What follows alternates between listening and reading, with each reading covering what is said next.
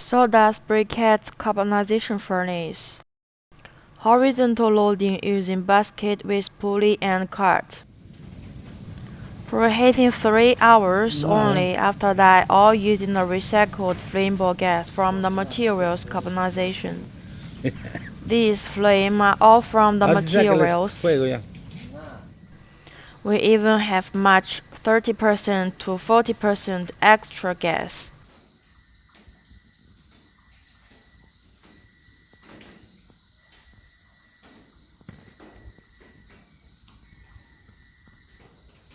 This model used for wood, branches, bamboo, briquettes, coconut shell, etc. Contact him if you need. Thanks for watching.